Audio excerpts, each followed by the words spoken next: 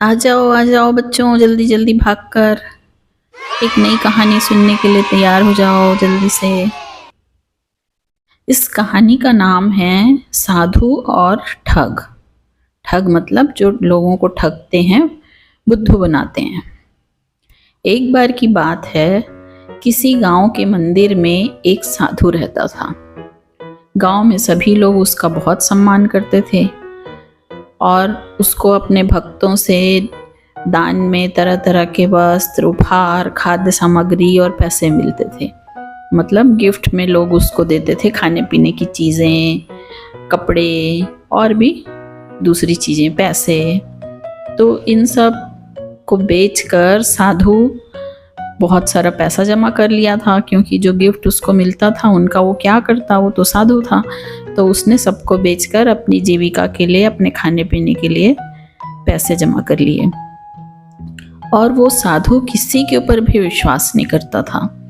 हमेशा अपने जो पैसे थे उसको लेके बहुत चिंतित रहता था, टेंशन में रहता था कि ये पैसे मेरे कोई ले नहीं ले, इस टाइप से। तो वो उन पैसों को एक पोटली बनाकर हमेशा अपने साथ लेके चलता था, जहाँ भी जाता था उसको साथ लेके चलता था। उसी गांव में एक ठग रहता था, मतलब एक आदमी था जो लोगों को बेवकूफ़ बनाता था।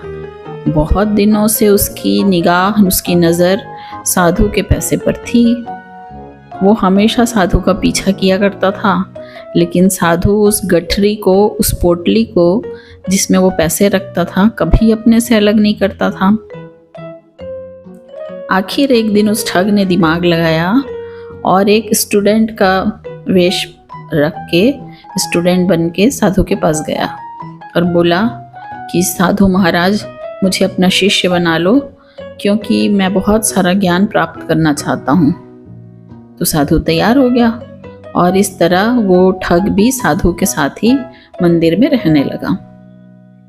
और वो जो ठग था वो मंदिर की साफ सफाई से लेके सब काम बहुत मन लगाकर करता था और उस साधु की सेवा भी करता था। तो बहुत जल्दी साधु उसके ऊपर विश्वास करने लग गया। जो किसी के ऊपर विश्वास नहीं करता था उसको लगा कि अरे वाह, ये तो मेरी सेवा भी करता है और यहाँ का पूरा काम भी करता है, तो वो उसके ऊपर भरोसा करने लग गया। एक दिन साधु को पास के गांव में एक जगह हवन करने के लिए, पूजा करने के लिए बुलाया गया। साधु ने वो निमंत्रण स्वीकार किया और अपने शिष्य को लेकर चल पड़ा उस गांव के लिए। रास्ते में एक नदी पड़ी, तो साधु ने उसमें नहाने की इच्छा व्यक्त की। उसने पैसों की गठरी को, वो जो पोटली थी उसके पास, उसको एक कंबल के भीतर लपेट कर रखा और उसको नदी के किनारे रख दिया और खुद नहाने चला गया। ठग को तो कब से इसी टाइम का इंतजार था कि कब वो पोटली मेरे हाथ में आए।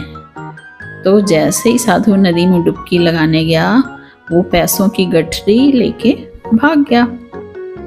तो इस कहानी से क्या सीखने को मिलता है आपको? जल्दी जल्दी बताओ।